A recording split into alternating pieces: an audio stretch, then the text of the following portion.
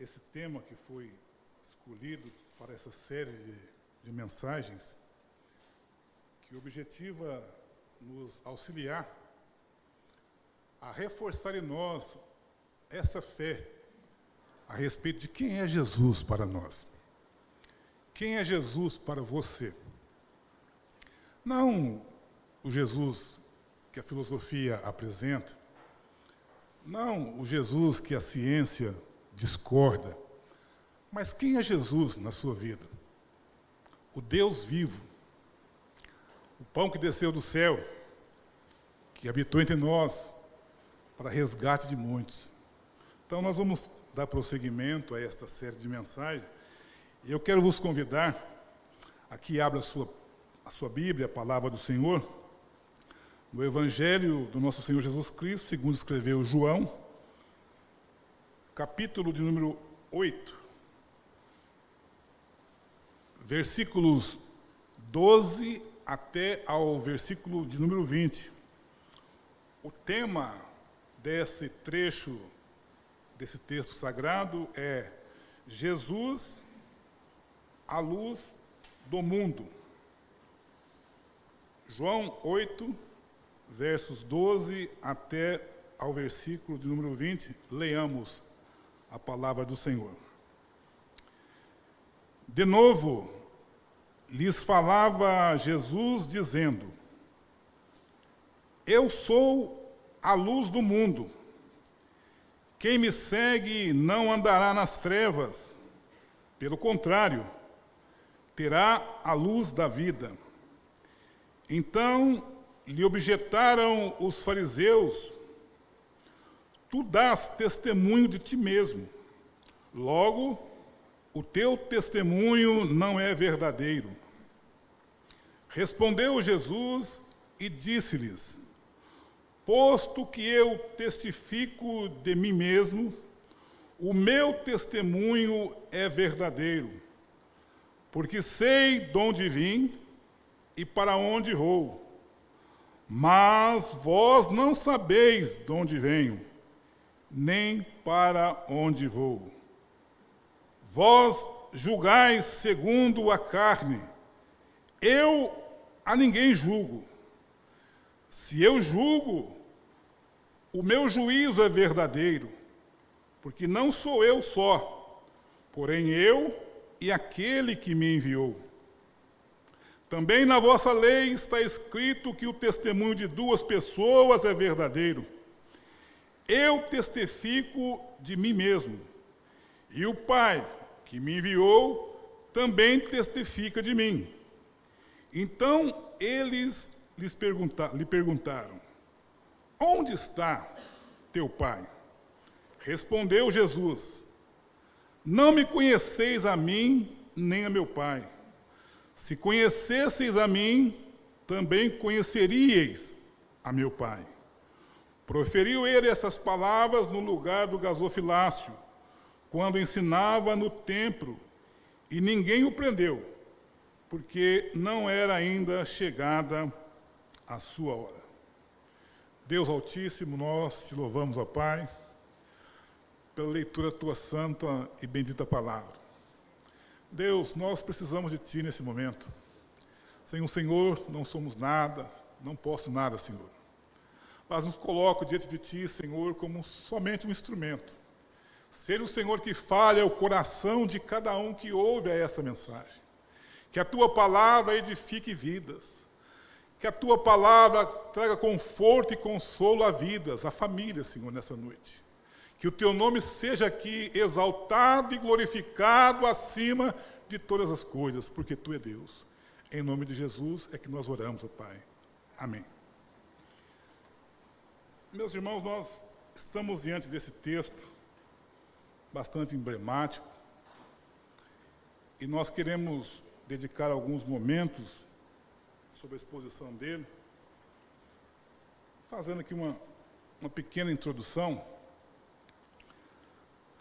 Porque a ciência hoje, nos nossos dias, ela está muito em voga. A ciência está em voga, ganhou uma posição destacada nos nossos dias que nós vivemos.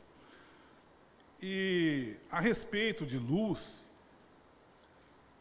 Por vários séculos, muitos homens, cientistas, se debruçaram sobre esse tema para tentar explicar esse fenômeno da luz, o que seria a luz segundo a ciência.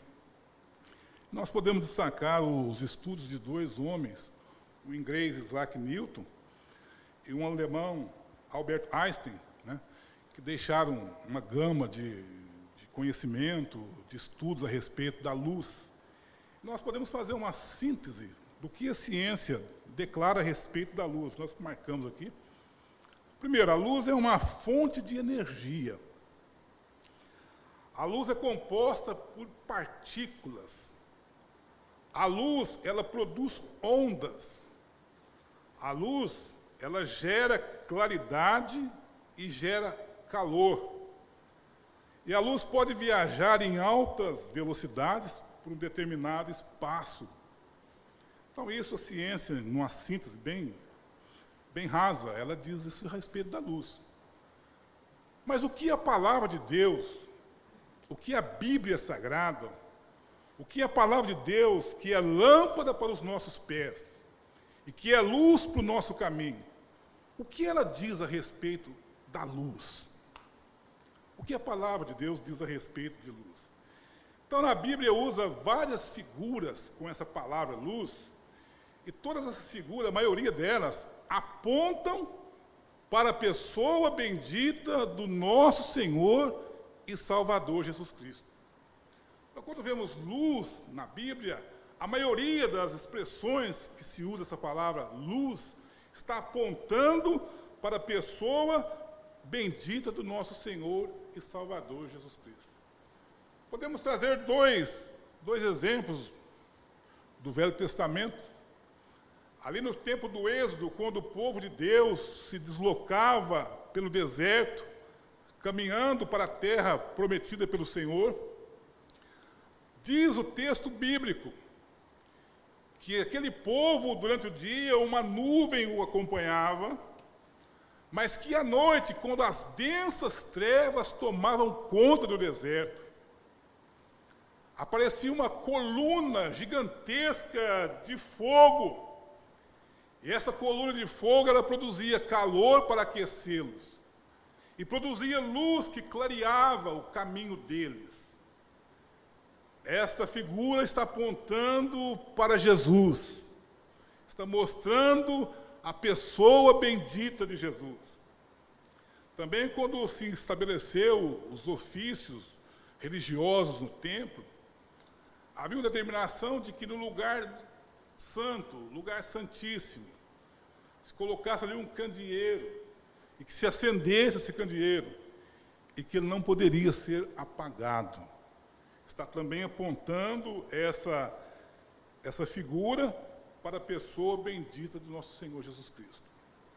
Aqui no Evangelho de João, o livro que nós estamos estudando nesta série de sermões, a palavra luz aparece por 23 vezes no Evangelho de João. E dessas 23 vezes, 21 delas está se referindo, sim, à pessoa bendita do Senhor Jesus Cristo. Nós vemos no versículo 12 uma declaração de Jesus. Ele fala: eu sou a luz do mundo. Eu sou a luz do mundo. No pensamento binário, luz e trevas são opostos do mundo. E nós, fazendo uma analogia sobre trevas, irmãos, a Bíblia diz que o mundo jaz no maligno. O mundo está envolto em densas trevas, porque jaz no maligno. O sistema maligno, e nós podemos ver isso claramente nos dias que nós vivemos, o sistema maligno impõe valores, ele impõe a imposição, ele impõe valores que desassociam da nossa fé cristã, que são contraditórios à nossa maneira de expressarmos uma fé cristã, como uma família. E esse sistema de trevas, sistema maligno de trevas que o mundo impõe, ele faz uma ruptura disso. Ele tenta impor com força bruta mesmo as suas regras, os seus regramentos. É o império maligno querendo dominar.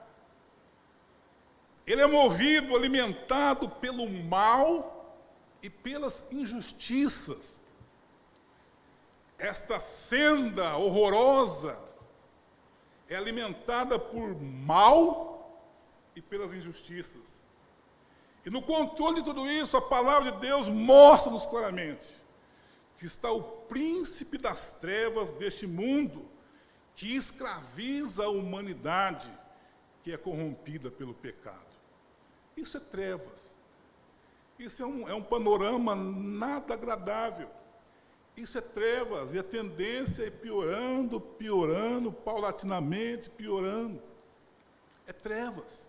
Estão envolvendo o mundo, estão tomando conta do mundo. Mas Jesus diz: eu sou a luz do mundo. Eu sou a luz do mundo. Jesus é a única solução, é a palavra mais ideal para nós usarmos aqui. É a única solução para essas trevas que estão assolando o mundo, estão envolvendo todos os sistemas do mundo. Jesus é a única solução. Deixa eu te falar, permita-me te falar, me dê licença para te falar. Eu preciso falar isso. Não deposite a sua esperança em líder político nenhum. A única solução que vai romper esse sistema das trevas chama-se Jesus. Ele é a luz do mundo. Não deposite suas esperanças nas religiões ou líderes religiosos. Eles não têm poder nenhum para dissipar as trevas que assolam o mundo. O único que é solução para isso chama-se Jesus, o Filho do Deus vivo. Jesus, o pão da vida. É Ele, a luz do mundo. Não coloque a sua confiança ou esperança de solução em intelectuais ou na ciência. A ciência ou os intelectuais não têm poder nenhum para combater essas trevas que estão tomando conta do mundo, gerenciadas pelo príncipe desse mundo, o caído, o derrotado, mas que assola famílias, assola sociedades, corrompe costumes, os bons costumes. Tudo isso fazendo parte de um grande sistema maligno. Sistema maligno que já cegou o entendimento das pessoas que agora vivem em trevas, presas ao pecado. Isso é o mundo das trevas. Mas Jesus diz, irmãos, eu sou a luz do mundo, no versículo 12. Eu sou a luz do mundo. Né? Quem anda com Jesus, irmão, não anda em trevas, porque tem vida, e vida com abundância. Eu quero ler esse versículo mais detalhadamente, de novo, porque Jesus já estava falando, e de novo ele lhes falava dizendo, eu sou a luz do mundo. Quem me segue não andará em trevas, pelo contrário, terá a luz da vida. A nossa vida espiritual depende dessa luz de Jesus. A tua vida espiritual, irmão, irmã, tem que estar linkada com a luz de Jesus. Luz gera e produz vida. E a nossa vida espiritual, ela depende absolutamente de Jesus. No Evangelho de João narra isso, descreve isso com bastante propriedade. Por 7 vezes, O Evangelho de João é a escritura onde se apresenta a divindade de Jesus, onde se apresenta Jesus como Deus, o Eterno, o Senhor, o Criador, o Verbo que estava com Deus, o Verbo que fez todas as coisas, e sem Ele nada do que foi feito se fez. O Evangelho de João mostra Jesus como sendo Deus. E o Evangelho de João narra que, por 7 vezes, Jesus usou uma expressão muito peculiar aos judeus. A expressão eu sou, que tem o significado de eterno, que remonta lá nos tempos de Moisés, quando Moisés, naquele diálogo com Deus, e Deus o manda ir até Faraó, dizer que ele liberte o seu povo, e Moisés então fala para o Senhor, mas eu vou chegar lá e falar, quem me enviou? E o Senhor diz para Moisés, diga para o Faraó que o eu sou te enviou. Eu sou aqui com significado, com sentido de eterno, o Deus incriado, o Deus que existe, o Deus que não tem princípio de dias, nem fim de dias, eterno, o eu sou. E por 7 vezes, irmão, no Evangelho de João, o Senhor Jesus usa dessa expressão, eu sou, para espanto de muitos, para temor de alguns, mas para espanto de muitos. Ele se coloca como eu sou, o eterno, o incriado, o Deus que não tem princípio nem fim de dias. Eu sou. Ele diz, eu sou o pão da vida. Lá em João 6:35.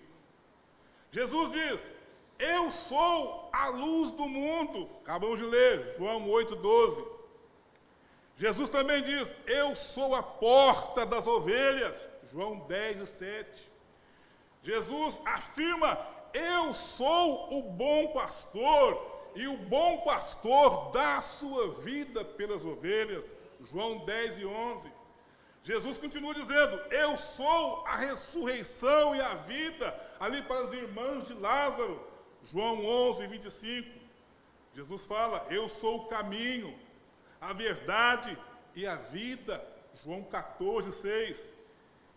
E encerra dizendo, eu sou a videira verdadeira, João 15:1. Eu sou. Jesus é Deus. Ele está afirmando que é Deus. Ele é a luz do mundo, que veio para desfazer as obras do diabo, veio para libertar os cativos e dar vista, dar visão aos cegos. Essa é a missão de Jesus. Ele veio para uma região de trevas, densas trevas, e veio para desfazer as obras do diabo. Veio para libertar todos os cativos, amarrados numa vida de pecado, amarrados numa vida de derrota, de decepções. Veio libertar, trazer liberdade, e veio dar vista aos cegos. Meus irmãos, nós fazendo um estudo no Velho Testamento, nós não vamos encontrar nenhum registro, nenhum sequer, de uma obra de milagre onde se cura um cego. Nós encontramos no Antigo Testamento nenhum registro de cura de cego. Mas no Antigo Testamento, no livro do profeta Isaías, no capítulo 42, versículos 6 e 7, nós encontramos uma profecia messiânica, onde o profeta diz a respeito de Jesus, apontando para Jesus. E diz assim o versículo 6 do capítulo 42. Eu, o Senhor, te chamei em justiça, tomar-te-ei pela mão e te guardarei, e te farei mediador da aliança com o povo.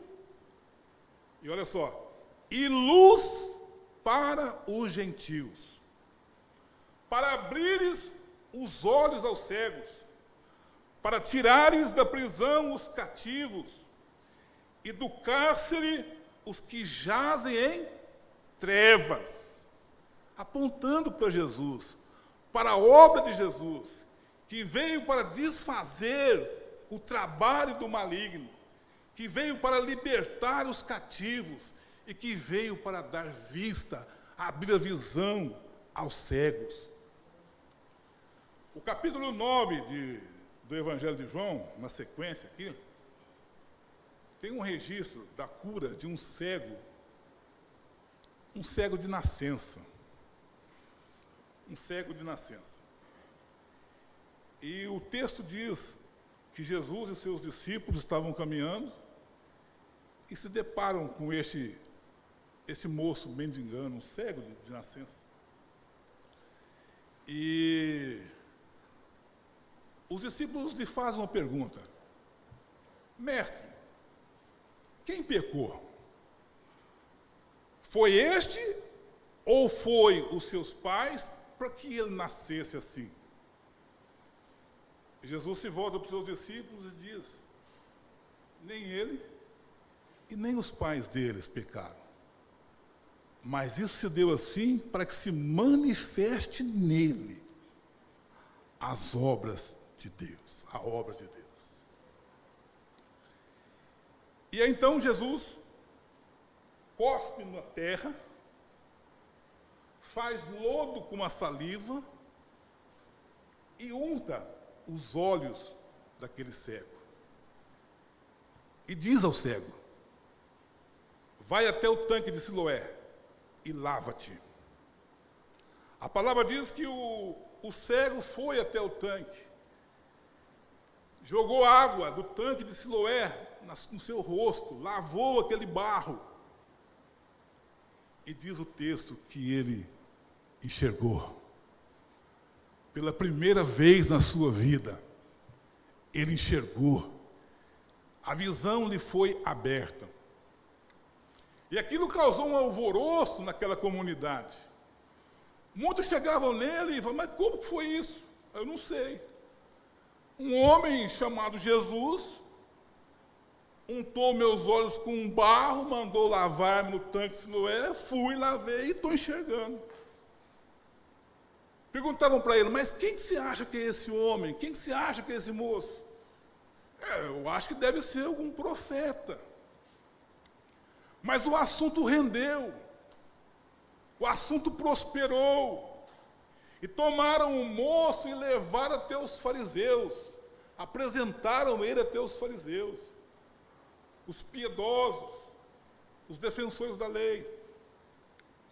E o texto diz que os fariseus o interrogam, indagam ele repete a mesma história: olha, foi assim, assim, eu me lavei e agora eu estou enxergando.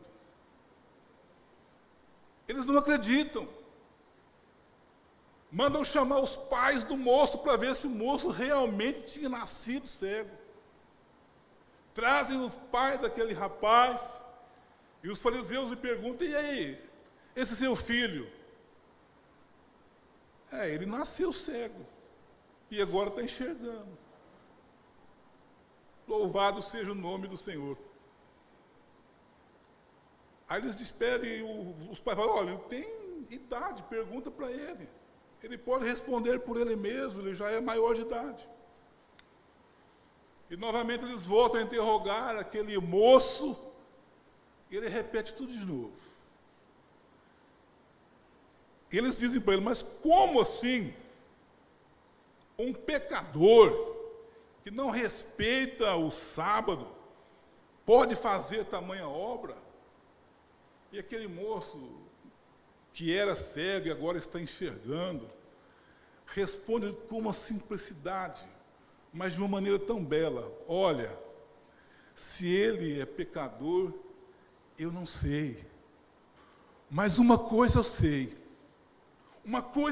eu tenho certeza, Eu era cego e agora eu vejo.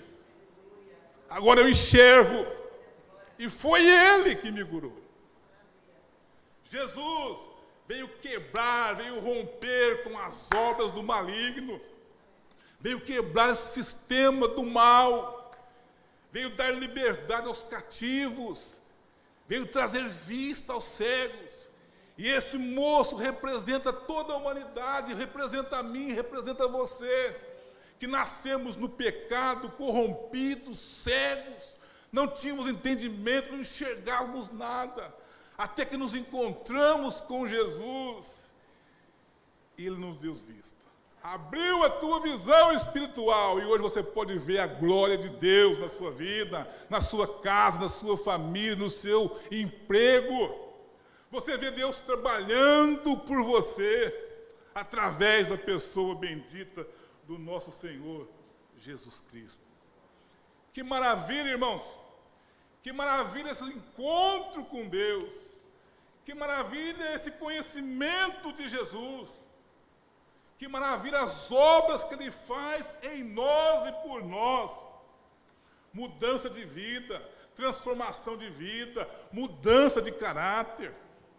O que éramos e o que somos, onde estávamos e estamos caminhando com Jesus, sem trevas nenhuma. De novo lhes falava Jesus, dizendo: eu sou a luz do mundo, quem me segue não andará em trevas, quem me segue não andará em trevas, pelo contrário, terá a luz da vida.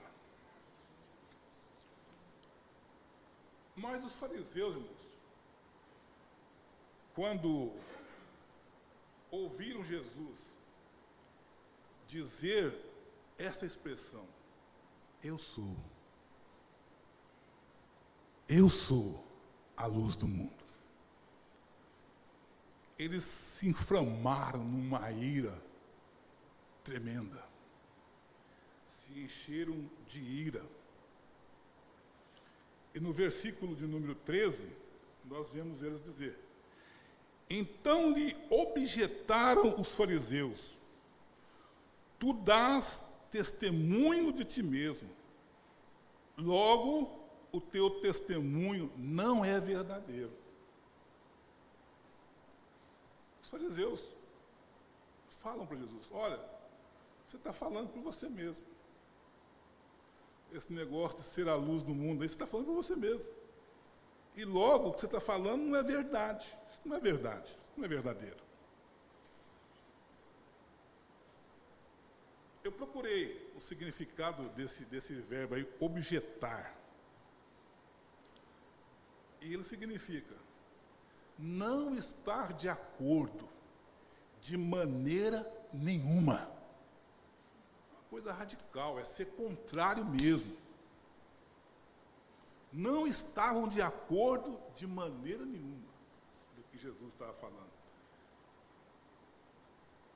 E a circunstância, o contexto do que foi dito isso, quando Jesus falou isso, e por que eles reagiram dessa forma, com essa ira tão grande, com esta raiva, expondo essa raiva, objetando, falando que não concorda de maneira nenhuma. E aí nós encontramos, irmãos, na tradição, que aquele momento ali era um momento de festa para os judeus. Uma festa chamada de a festa das luzes, principalmente para os fariseus. Eles celebravam ali a reconquista de Jerusalém, que 200 anos antes de Cristo tinha sido tomada pelos sírios, e eles fizeram barbaridade, os sírios. Eles vilipendiaram tudo, profanaram o templo, derrubaram o altar do Senhor, edificaram um altar a outros deuses, a Zeus, sacrificaram animais imundos em cima do altar. Aí uma família de Judas Macabeu, junto com alguns poucos homens piedosos, levantam um exército e pelejam contra essa tirania. E conseguem vencer. Restabelecem o templo, consertam tudo no templo, os utensílios, voltam os cultos normais, os sacrifícios normais, e aí acendem as luzes do templo. E isso ficou marcado por esse pequeno grupo de homens piedosos liderado por Judas Macabeu. Esses piedosos, no futuro, se transformam nos fariseus. Então, era a festa dos fariseus. Era a festa das luzes dos fariseus. E Jesus chega ali para eles e diz: eu sou a luz do mundo. Eu sou a luz do mundo. Justo na festa deles, na festa dos fariseus. Aí eles se levantam e objetaram contra Jesus, não concordando de maneira nenhuma, dizendo que o que Jesus dizia ali não era a verdade. Mas é tão belo, irmãos, os versículos seguintes, que Jesus levanta uma defesa irrefutável, incontestável, a partir do versículo 14. Ele diz, no versículo 14, respondeu Jesus e disse-lhes: posto que eu testifico de mim mesmo, o meu testemunho é verdadeiro. Porque eu sei de onde vim e para onde vou, mas vós não sabeis de onde venho, nem para onde vou. Jesus fala: não, o que eu estou falando e o meu testemunho é verdadeiro. Porque eu sei de onde vim. Eu sou de cima e vim de cima. Vocês são de baixo. Eu sei para onde vou. Eu vou voltar para o céu, porque eu sou de cima. Mas vocês não sabem disso. Começa assim a defesa.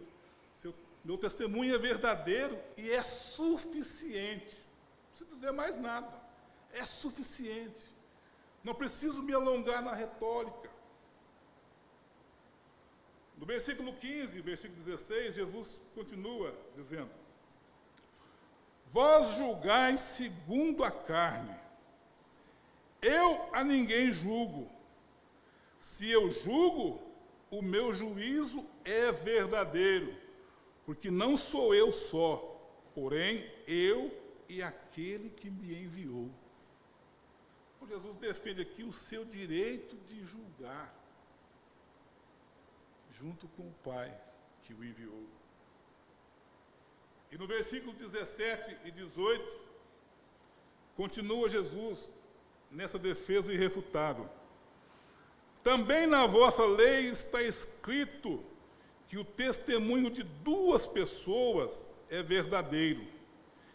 Eu testifico de mim mesmo, e o Pai que me enviou também testifica de mim. Então, olha, vocês são doutores da lei, são fariseus, e sabem o que está escrito na lei. O testemunho de duas pessoas é verdadeiro. Eu não testifico sozinho. Eu testifico e o Pai que me enviou também testifica por mim. Então, meu testemunho, ele é verdadeiro. E Jesus olha para os fariseus, depois de uma pergunta que eles fazem, e afirma que os fariseus não conhecem a Deus. No versículo de número 19. Então eles, os fariseus, lhe perguntaram: onde está o teu Pai? Respondeu Jesus: não me conheceis a mim, nem a meu Pai. Se conhecesseis a mim, também conhecerias a meu Pai.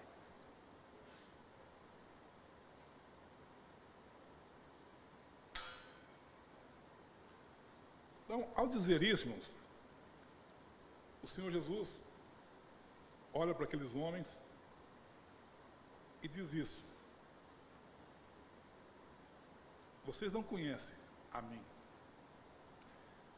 e nem conhecem meu Pai. é muito pesado, é triste uma situação dessa. Os fariseus eram um grupo de religiosos. Religiosos que guardavam preceitos, amavam o templo, davam a vida pelo templo, defendiam as tradições, diversas tradições que eles tinham, gostavam dos rituais, gostavam das suas vestes, gostavam das festas, que eram muitas. Sistema religioso. Muitos talvez vivam assim. Amam a igreja, gostam das festas, mas os fariseus não conheciam a Deus, não tinham uma íntima comunhão com Deus, não tinham aquele momento sublime e particular que todos nós temos que ter com Deus, de abrir, rasgar o coração diante de Deus, deixar a luz de Deus penetrar na nossa vida, aclarar talvez os nossos pensamentos conturbados, trazer resposta a nós através da sua palavra inerrante. Eles estavam ali esmerados, zelosos pelo cumprimento das tradições, zelosos pela manutenção do templo, zelosos pelos vestuários, pelas festas, pelas festividades, mas não conheciam a Deus, estavam longe de Deus. E Jesus, eu acho que com peso, fala isso para eles. Vocês não conhecem a mim, e nem conhecem a meu Pai. Mas, pela graça de Deus, irmãos, essa possibilidade foi estendida a todos nós.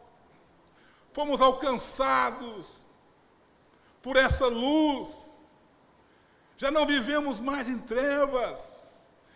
Já deixamos isso no passado. E agora andamos na luz de Jesus. Caminhando para o final, irmãos. Seguir a Jesus, irmãos, é ter luz e vida. Mas seguir a Jesus importa em carregar a cruz. Aquele que quer vir após mim, tome sobre si a sua cruz. É Jesus falando. Tome sobre si a sua cruz. Não é para colocar a cruz sobre o pai. Não é para colocar a cruz sobre a mãe, sobre o líder do grupo, sobre o pastor da igreja, não. Aquele que quer vir, quer seguir, tome sobre si a sua cruz e siga-me. A luz está conosco, irmãos, mas temos que carregar essa cruz. E a cruz é importante. Carregar a cruz, irmão, sem Jesus, é levar fardo pesado. E quantos estão com fardos pesados porque não tem Jesus? Carregar a cruz sem Jesus é pôr sobre si fardos pesados, insuportáveis. Mas também, em contrapartida, seguir Jesus sem carregar a cruz é graça barata. É graça barata. É preciso abrir a nossa mente, o nosso coração para essa palavra, irmãos, de orientação.